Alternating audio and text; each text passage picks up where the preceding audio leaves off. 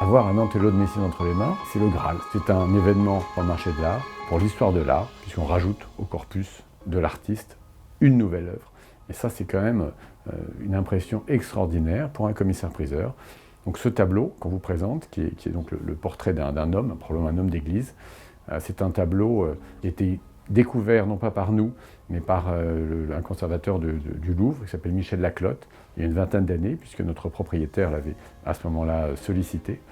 Et lorsque nous avons découvert ce tableau chez le collectionneur, qui est un très grand collectionneur du sud de la France, d'abord on n'y croyait pas. Antonello est un artiste passionnant parce que justement il fait la transition entre la peinture médiévale et la Renaissance. Il est un acteur clé. Et ce tableau est peint vers 1475, à 2 ou 3 années près, et à un moment où justement l'artiste fait cette transition. Juste après lui, il y a Botticelli, il y a Raphaël, mais il est déjà le grand peintre de la Renaissance. On en connaît à peu près une quarantaine, pas plus, et tous dans des grands musées ou dans des grandes églises dans le monde.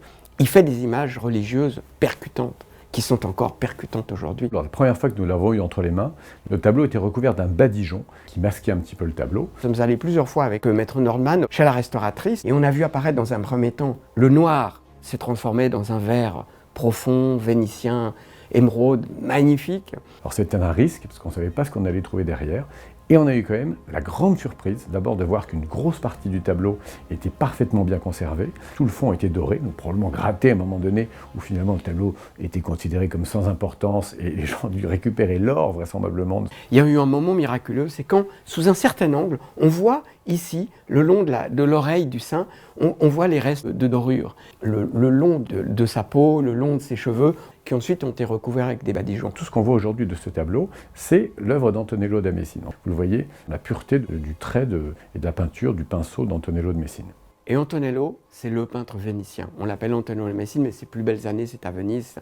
Un artiste qui est pétri de culture vénitienne, pétri de lumière vénitienne. Et on a ainsi cet extraordinaire intérêt pour la lumière, avec l'ombre, la lumière qui vient de la gauche, avec l'ombre du cou, l'ombre.